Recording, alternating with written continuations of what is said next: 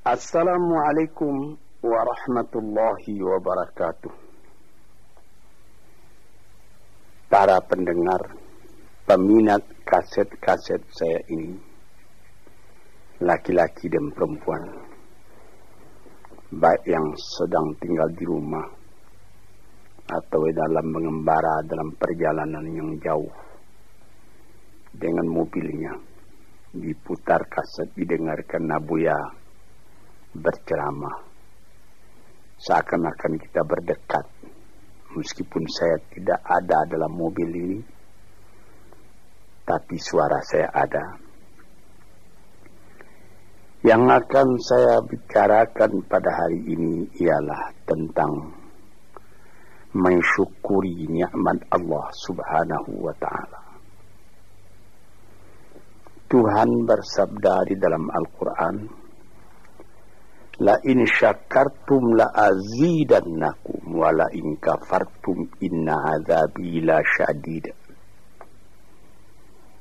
Sesungguhnya jika kamu syukuri yang nikmat yang diberikan Allah kepadamu, niscaya nikmat itu akan ditambah lagi oleh Tuhan. Sebaliknya jika kamu lupakan nikmat itu, tidak kamu pedulikan, maka azab atau siksa Tuhan sangatlah pedihnya. Inilah ayat tentang syukur yang disebutkan oleh Tuhan di dalam Al-Quran. Sebenarnya nikmat yang diberikan Allah kepada manusia itu tidaklah terhitung banyaknya. Tuhan pun mengatakan wa in ta'uddu ni'matallah la tuhsuha. Jikalau kamu hendak menghitung nikmat Allah, tak dapat kamu membilang berapa nikmat itu. Ada alat-alat modern sekarang yang dipakai orang, komputer, yang dapat menghitung berjuta-juta, bahkan bermiliar dengan cepat. Tapi bagaimanapun cepatnya hitungan komputernya nanti sudah rusak dan nikmat Allah belum juga semua dapat dituliskan. Apa yang kita syukuri? Apabila kita mengenalkan nikmat Tuhan itu, kita menjadi kaya dalam batin. Kita tidak jadi murung dalam hidup. Sejak dari matahari yang terbit di waktu pagi, terbenam di waktu sore, di waktu senja, lalu berganti dengan malam, dan apabila malam sudah datang, bintang-bintang pun berkelap-kelip di langit. Itu pun sudah kita syukuri jika kita mengenal Dia. Di atas bumi sendiri pun kayu-kayu yang menghijau, buah-buahan yang renum masak, ikan di laut, deburan pasir ketika ombak mengempaskan dirinya ke pantai, pohon kelapa nyiur yang melambai di tepi pantai, dan segala macam yang lain yang susah buat dituliskan, buat diucapkan pun, menjadi perbandingan, menjadi peringatan kepada kita bagaimana besarnya nikmat yang melingkungi manusia ini. Tuan-tuan yang terhormat,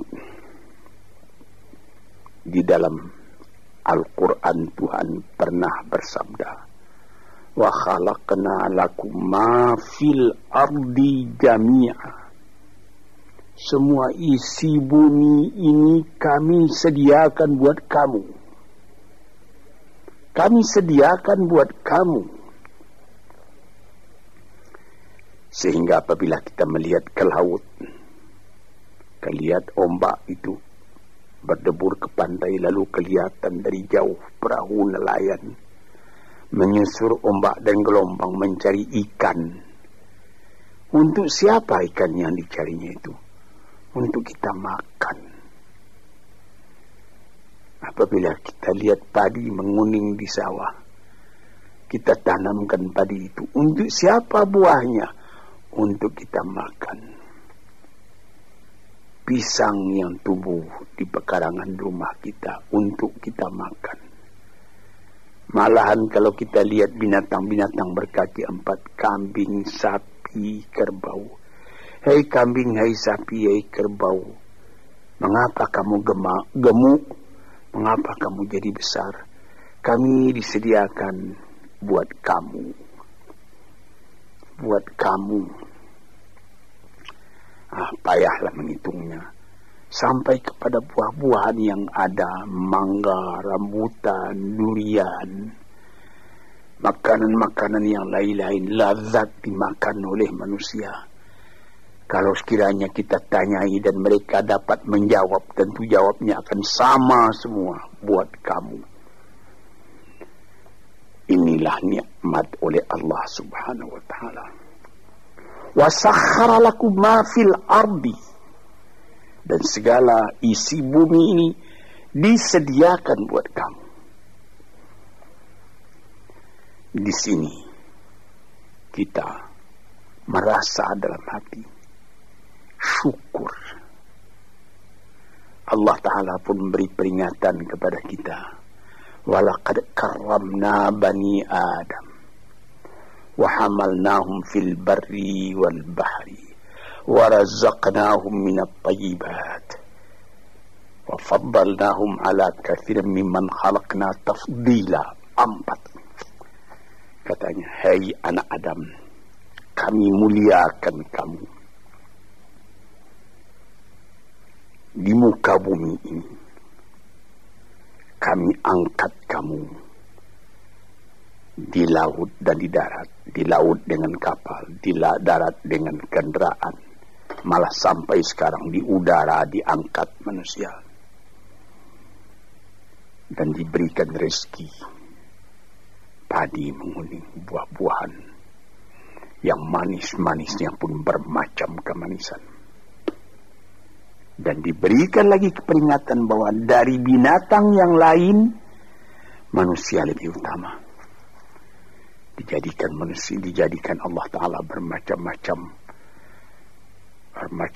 binatang, bermacam-macam margastawa yang ada di muka bumi ini. Manusia juga yang lebih tinggi daripada semuanya itu. Dan sebagai patri daripada segala nikmat yang ada itu, diutus Tuhan pula, utusan-utusannya terdiri daripada bangsa manusia sendiri.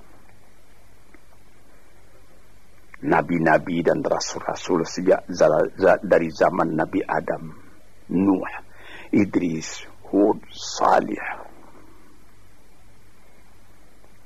Ishaq, Yaqub, Yusuf, Daud, Sulaiman, Zakaria, Yahya, Isa, Musa, dan lain-lain, Harun, dan lain-lain, sampai kepada Nabi Muhammad SAW. Tanda cinta manusia itu sempurna kepada manusia. Cinta Allah kepada manusia itu sempurna. Dikirim manusia sendiri buat menyampaikan bagaimana manusia tadi supaya selamat dalam kehidupannya. Dan diberi peringatan kepada manusia bahwa hidup itu bukan sekedar yang sekarang saja. Sesudah hidup yang sekarang ada lagi hidup yang lain. Hidup yang akan datang yang lebih kekal daripada hidup yang sekarang. Hidup yang sekarang ini disebut al-hayatul faniyah. Hidup yang fana. Kelihatan sebentar, kemudian hilang. Sesudah hilang tak kembali lagi. Tapi nanti disambut dengan al-hayatul baqiyah. Hidup yang kekal. Disitulah kehidupan yang sejati. Kita kembali kepada yang tadi. Mengenal hidup yang seperti ini saja sudah patut disyukuri. Kalau kita tidak mengenal hakikat dari kehidupan itu, apalah obah kita dengan binatang. Tuhan pernah bersabda dalam Al-Quran. Dia katakan, walaqad zara'na li jahannama katsiran minal jinni wal insi lahum qulubun la yafqahuna biha wa lahum adhanun la yasma'una biha wa lahum a'yunun la yubsiruna biha wa lahum adhanun la yasma'una biha ulaika kal an'am bal hum adall wa ulaika humul ghafilun. Akan kami lemparkan kepada neraka kesengsaraan, api neraka jahanam. Manusia, dia berhati tapi tidak memperhatikan, dia bermata tak melihat, dia berkuping tak mendengar. Apalah ubahnya manusia yang demikian itu dengan binatang? Bahkan lebih lagi sesatnya dari binatang. Sebab binatang kalau dia tidak berpakaian, tidak ada orang menyalahkan. Tidak ada kata salah, kata benar dan salah pada binatang. Nah, sebab itu maka manusia yang tidak mempergunakan hatinya, matanya, telinganya, lebih hina dari binatang. Dan mereka itulah orang yang lalai, tak memperhatikan hakikat dari kehidupan itu.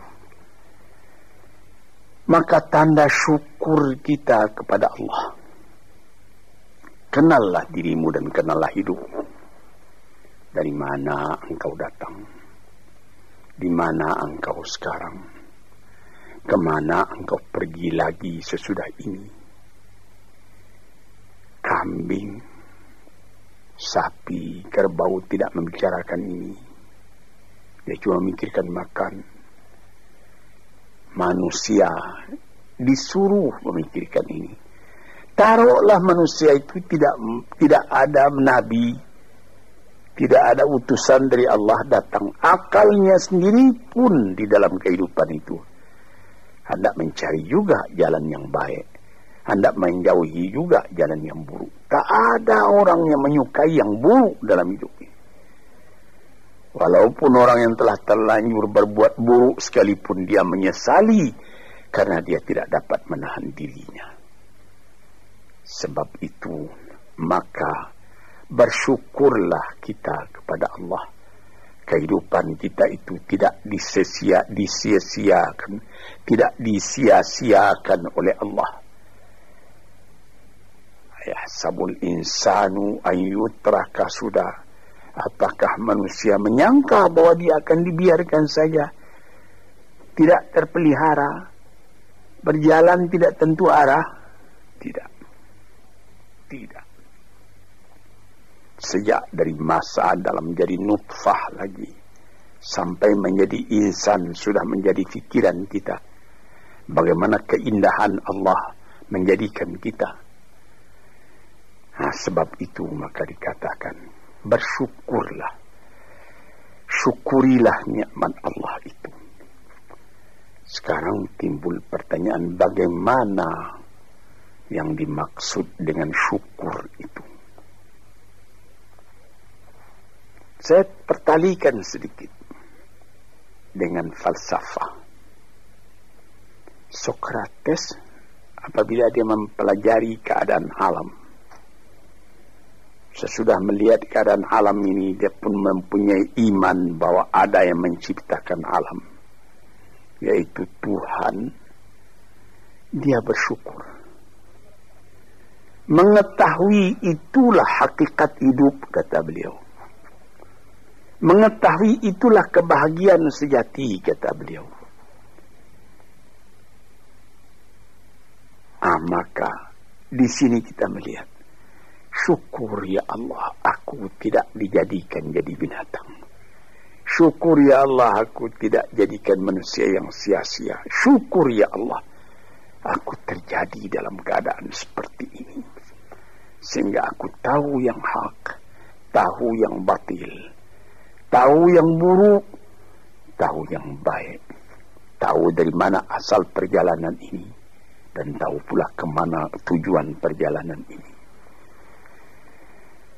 Syukur kepada Allah karena kita tahu kita datang ke dunia cuma sekali. Sepintas, sekejap mata dibandingkan dengan umurnya dunia. Taruhlah orang berumur 100 tahun yang paling panjang. Tapi apalah artinya 100 tahun dengan umur dunia yang sudah miliar tahun. Dan apabila kita mati pun, dunia pun akan tinggal sepeninggal kita. Entah berapa juta tahun lagi, tidak tahulah. Sepintas zaman kita lalu ke dunia ini. Kita bersyukur karena kita diberi ingat. Yang sepintas zaman, yang sekejap mata itu harus kita isi. Sehingga setelah badan kita hancur di dalam bumi, kita masih hidup. Ini, saudara-saudara pendengar yang terhormat, kita sudah mati hancur di kandung tanah, tapi masih hidup. Ada orang yang berumur sampai 100 tahun misalnya, atau lebih sedikit, tidak pula banyak lebihnya itu. Belum saya mendengar berita di dunia ada orang yang berumur 200 tahun, tidak. Paling banyak ya 120, 130 tahun, itu pun sudah lemah. Nah, dalam umur yang sekian pendeknya kita lalui di dunia, dia bisa kita panjangkan. Dengan apa?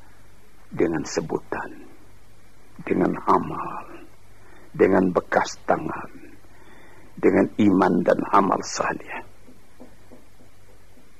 sesuai dengan apa yang disebut di dalam pantun Melayu, pulau pandan jauh di tengah, di balik pulau angsa dua, hancur badan di kandung tanah, budi yang baik terkenang jua.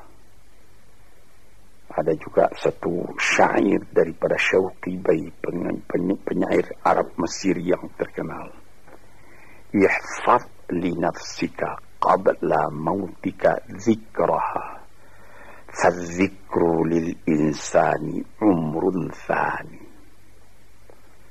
Sebelum engkau mati, peliharalah sebutan dirimu yang akan dikenang orang daripada dirimu.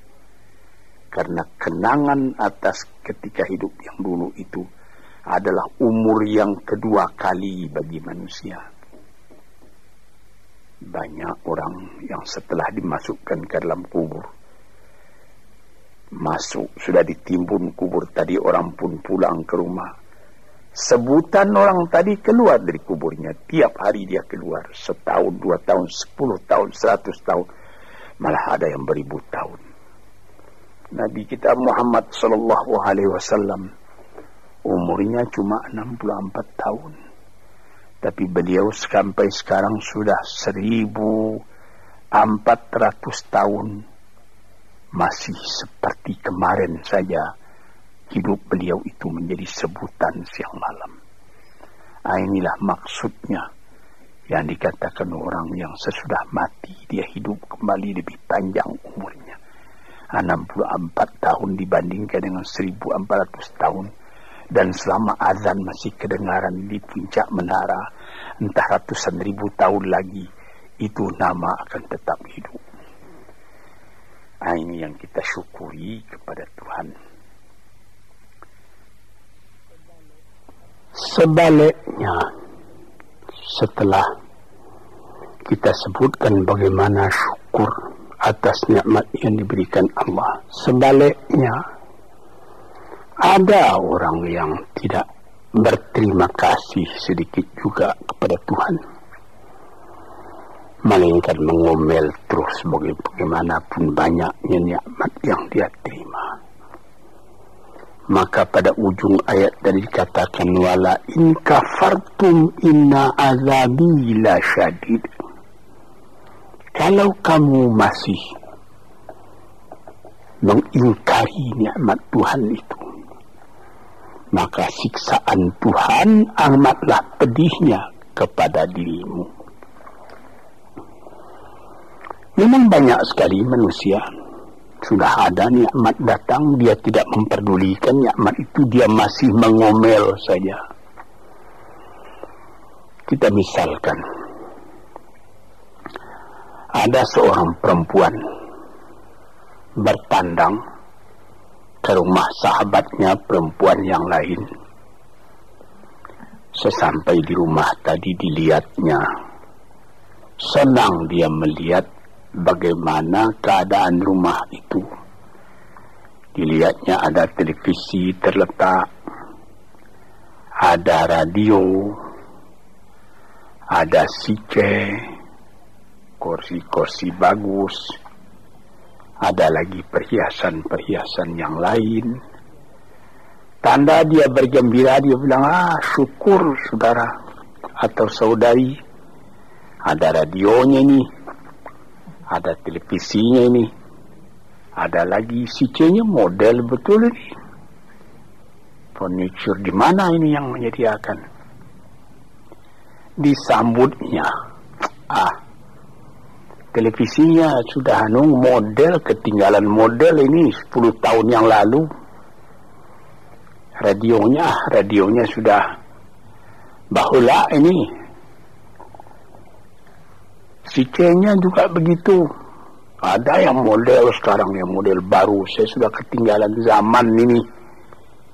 Ini misalnya. Nikmat yang telah ada itu tidak disyukurinya, melainkan diomelinya. Ini banyak manusia yang seperti ini. Sebagaimana pernah saya katakan dalam kaset ini, inilah orang yang wa nafsin wa min nafsin la tashba, jiwa yang tidak pernah merasa kenyang, tamak terus. Orang seperti ini kalau dia ditimpa oleh kesusahan, akan seperti cacing kena panas orang seperti itu.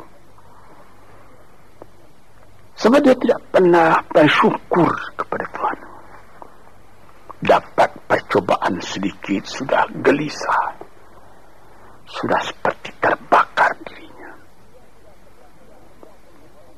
Dia tidak akan merasakan nikmat hidup. Walaupun bertimpa nikmat dalam rumahnya, dia tidak akan merasakan nikmat hidup. Inilah orang yang pada penglihatan orang lain dia kaya, tetapi dialah orang yang paling miskin.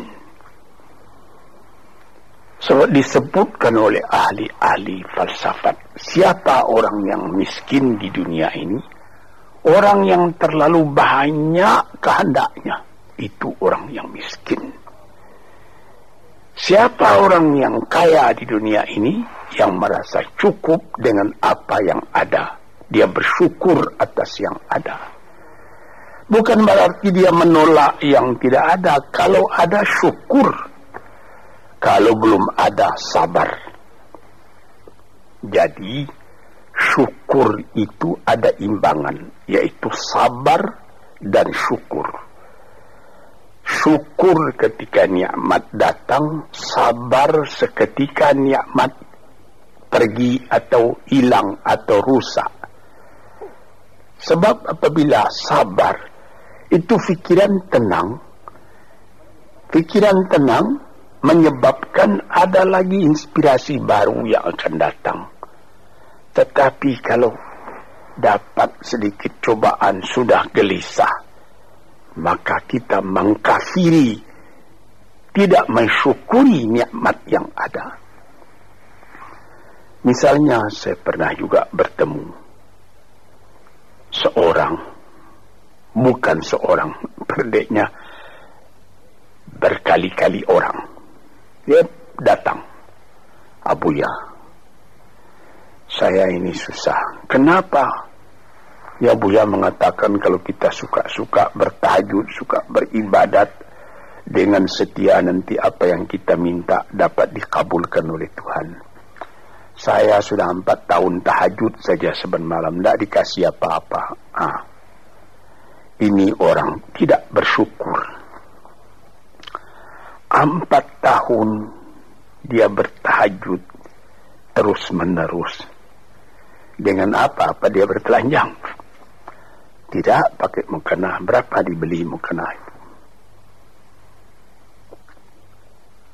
Lampunya terang. Berapa ongkos lampunya? 4 tahun sakit. Tidak. Makan enak juga saban hari. Cuma permintaan belum dikabulkan. Nikmat yang ada dalam tangannya dia lupa karena mengharapkan nikmat akan datang. Inilah orang. Wa ila in kafartum inna azabi lasyadid. Kalau kamu lupa kepada nikmatku, azabmu yang akan kamu derita lebih sakit lagi. Misalnya tadi itu, saya sudah bertahajud sekian tahun, tapi permintaan saya tidak dikabulkan. Berfikirlah sedikit. Itu namanya perkataan kan kurang sopan kepada Tuhan. Seakan-akan kita yang menentukan. Tuhan, mari sini, kasih saya. Seperti begitu kita kepada Tuhan. Padahal bukan karena mengharapkan diberi apa-apa itu yang menjadi pokok. Kita sebagai hamba Allah dihidupkan di dunia ini buat apa? Di dalam Quran dikatakan, "Ma khalaqtul jinna wal insa illa liya'budun." Tidaklah aku jadikan jin dan manusia melainkan untuk beribadat kepadaku. Jadi artinya bukan 4 tahun, selama hidup hendaknya kita beribadat kepada Tuhan. Bukan mengharapkan apa-apa, karena yang ada ini sudah harapan kita. Yang ada disyukuri. Ini satu contoh. Saya ingatkan apa maksudnya. Inna azabi lasyadid. Orang yang lupa kepada nikmat Allah, nikmatnya Allah dia lupakan, dia tidak bersyukur, siksaan datang. Siksaan apa? Gelisah hatinya selalu. Itu siksaan, itu gelisah. Sudah dapat mobil. Apa merek mobil? Mereknya Holden. Iya, tapi baru dipakainya 2-3 hari. Iya, tapi sekarang ada lagi ini Holden dah. Mau pakai Mercedes Benz, pakai apa lagi? BMW, Volvo, macam-macam pikirannya itu sudah siksaan buat dia. Padahal bukan pula dilarang mencita-cita yang baru itu, bukan dilarang. Tapi berpikirlah dengan wajar yang akan datang disyukuri. Yang telah ada ini lebih disyukuri lagi. Orang gelisah karena mengharapkan yang baru. Dia lupa keadaan kekayaan yang ada pada dirinya sendiri. Cobalah. Kita kaya. Mobil ada. Rumah besar. Ini cukup. Tapi badan sakit. Bagaimana? Saya teringat salah seorang sahabat saya telah meninggal. Itu terkenal orang kaya besar. Bapak Rahman Tamin. Dia di rumah sakit. Dia ketika itu baru saja membuka pabrik tekstil di Surabaya. Jadi bukan main lah, dia terkenal. Jadi ketika dia sakit, saya pergi melihat dia. Sekarang saya mengerti, katanya. Apalah arti kekayaan saya yang banyak itu, katanya. Yang penting sekarang ini bagi saya sehat. Ini perkataan dari seorang mukmin yang mengetahui berapa nikmat Allah. Tapi nikmat yang paling besar itu kesehatan, bukan kekayaan. Dia berdoa kepada Tuhan, dia beribadat. Dia minta, ya Allah, sehatkanlah badanku atau tetapkanlah imanku. Ini saya pernah melihat. Di sini kita melihat bahwa kesehatan badan adalah kekayaan yang tidak ada nilainya. Walaupun engkau tidak mempunyai banyak kekayaan, tapi badanmu sehat, kekayaan berjuta-juta itu. Engkau tidak banyak kekayaan, tetapi engkau makan enak. Pernah saya juga berjalan-jalan dengan seorang teman orang kaya, naik mobil lalu di dekat sawah, orang-orang bekerja sawah. Ketika itu hari kira-kira pukul 12.30 hari, saya melihat bagaimana sesudah membajak sawahnya, orang yang punya sawah tadi makan, dibawakan oleh istrinya dari kampung di dalam besek nasi yang akan dimakan oleh suaminya, dimakan oleh suaminya itu. Sehingga kawan saya yang punya mobil tadi menjadi dalam hatinya itu seakan-akan iri. Saya yang tinggal di gedung besar, di rumah besar, mempunyai mobil beginian, tidak merasa enak makan seperti itu, katanya. Coba Tuhan, berapa nikmat Allah. Maka itu kita kembali kepada pangkal kaji tadi. Wa in syakartum la azidannakum. Apa nikmat yang telah diberikan oleh Allah Ta'ala, syukurilah. Apabila itu engkau syukuri, badanmu sehat, hatimu senang, dadamu lapang, dalam hal itu insya Allah Tuhan memberikan lagi tambahan nikmat itu. Wala in kafartum, tetapi jikalau engkau lupakan nikmat itu, itu namanya sama dengan kafir. Melupakan nikmat itu sama kafir. Sebab kafir itu ada namanya kafir inad, kafir juhud, kafir nikmat. Kafir inad artinya keras kepala. Kafir juhud, ingkar, tak mau percaya. Kafir nikmat, nikmat Tuhan telah datang, lupa nikmat itu. Itu juga termasuk kafir namanya. Kalau kita lupakan nikmat itu, maka kita sudah meracun diri sendiri. Makan tidak enak lagi. Mengapa? Ya habis. Rumah sewa saya sudah 40 pintu banyaknya. Tapi yang di sana tidak dibayar orang. Di sana itu hampir terbakar, rusak. Jadi berapa? Ada 2 rumah. Jadi yang 30 bagaimana? Lupa itu. Inilah beberapa contoh daripada orang yang memungkiri nikmat Allah. Itu juga merubah kepada rupa muka kita. Orang yang selalu tidak puas, walaupun dia punya kekayaan sudah berlimpah-limpah, tapi rasa syukurnya tidak ada, makannya pun tidak enak. Di dalam rumah tangganya pun dia menjadi selalu berungutan saja. Ketika mula-mula datang sesudah penyerahan kedaulatan pada tahun 50 datang ke Jakarta, suami istri hidup dengan sederhana, makan enak, tertawa pagi, tertawa sore, apa yang ada dimakan yang tidak sabar. Kemudian berlimpah-limpah rezeki. Rezeki datang, mulai lalai daripada Tuhan, mulai lupa kepada nikmat. Lama-lama tidak mensyukuri nikmat, timbul berkelahi dalam rumah. Si laki-laki tadi melihat lagi ada perempuan yang lebih muda, dia mau kawin lagi, ribut lagi dengan yang tua, macam-macam. Nampak sebagaimana saya katakan tadi, nampak oleh orang luar, orang ini senang ini, tapi di dalam rumahnya sendiri neraka. Dibikinnya sendiri neraka itu karena dia tidak mensyukuri nikmat. Dia bikin sendiri neraka itu sebab dia tidak sabar ketika percobaan datang.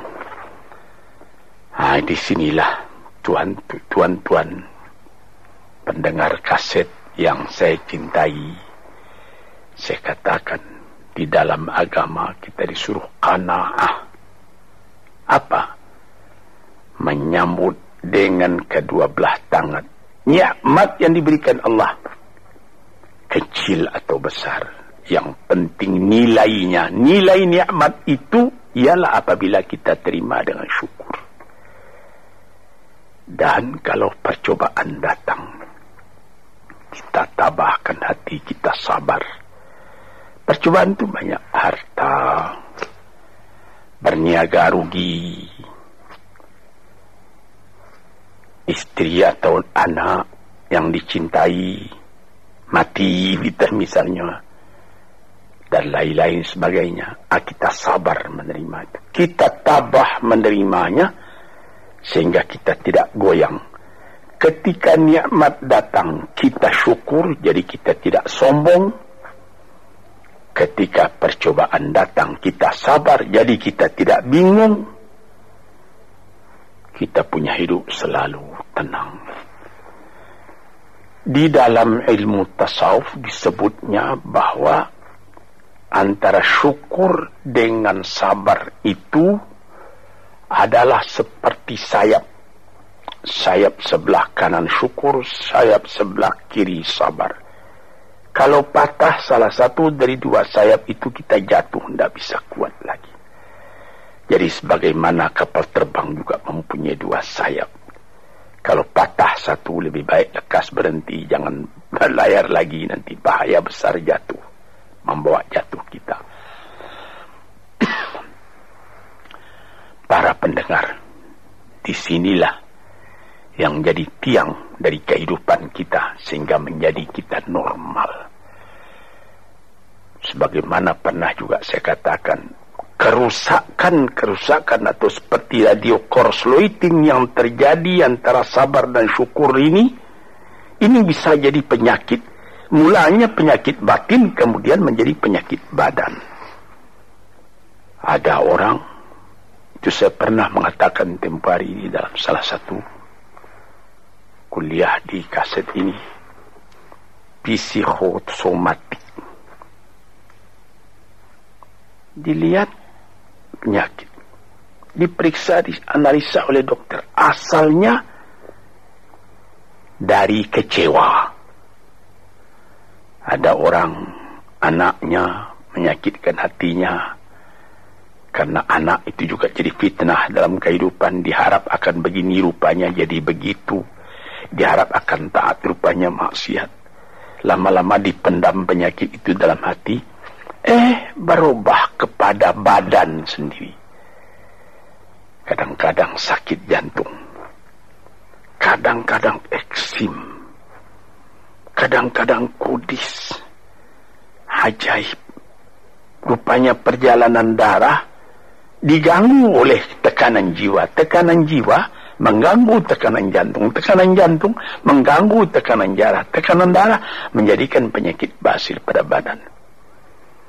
Sebab itu maka dikatakan, barang siapa waman a'rada an dzikri fa innalahu ma'isyatan dhanka, barang siapa yang menolak peringatanku, dia punya hidup nanti akan sengsara jadi penyakit. Fi qulubihim maradun fazadahumullahu marada, dalam hatinya ada penyakit, ditambah lagi oleh Tuhan dengan penyakit lain. Diperiksa oleh dokter, badanmu tidak sakit, ini pikiranmu yang sakit, macam-macam. Disinilah saudara-saudara yang terhormat, maka syukur itu adalah satu nikmat yang kita sendiri mengusahakan supaya terjadi pada diri kita sendiri. Dan gelisah itu adalah laknat yang kita tumbuhkan sendiri. Sebagaimana pepatah orang Melayu, makan hati berulam jantung. Hatinya sendiri dia makan, jantungnya sendiri diambil ulam, akhirnya kurus kering, pikiran pun jadi tertumbuk, cahaya mata pun menjadi muram, hati gelisah, kepercayaan kepada Allah tidak ada lagi, kepada hidup pun tidak ada lagi. Na'udzubillahi min dzalik. Para pendengar, peminat kaset-kaset ini, saya serukan, gembirakan hati, kuatkan iman kepada Allah, syukuri segala nikmat, sabar kalau datang percobaan. Insya Allah kita akan tetap teguh hidup, selamat dunia dan akhirat. Sekian saja dulu. InsyaAllah lain hari kita sambung lagi. Assalamualaikum warahmatullahi wabarakatuh.